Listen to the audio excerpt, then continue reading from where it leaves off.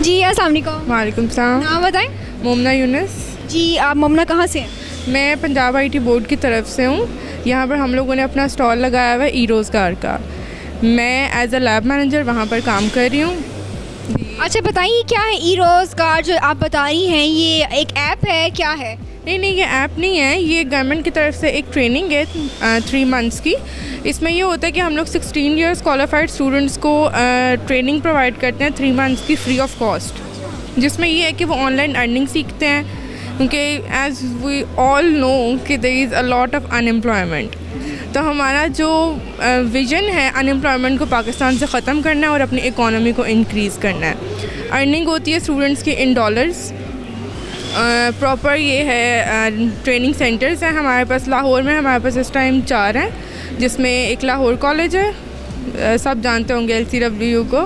उसमें ये है कि ये फ़ीमेल डेडिकेटेड सेंटर है। इसके अलावा हमारे पास UET है, पंजाब ताजन यूनिवर्सिटी है और पंजाब यूनिवर्सिटी है। अच्छा मुझे ये बताएं, जो आप बता रहे हैं कि आप ट्रेनिंग देते हैं, इसके क्या मतलब, ये आप फ्री ट्रेनिंग गवर्नमेंट की तरफ से है या उसके चार्जेस है? नहीं, फ्री ऑफ कॉस्ट ट्रेनिंग है।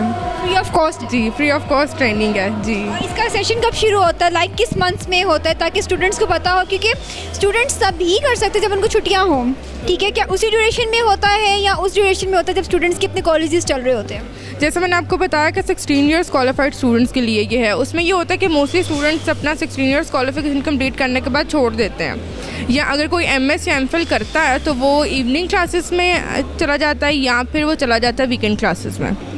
तो उन सब के लिए ये बहुत रीज़नेबल चीज़ है। इसमें ये है कि जो 3 मंथ्स का टाइम है, हमारे पास हर 3 महीने के बाद ट्रेनिंग होती है। जी बिल्कुल ठीक हो गया। जैसा कि आपने देखा कि ई रोज़गार का स्टॉल लगा हुआ है जो कि हुकूमत पंजाब की तरफ से है। बहुत अच्छी तरह के लाइक लाहौर कॉलेज, UET, इस तरह के सब लोग इनके साथ हैं।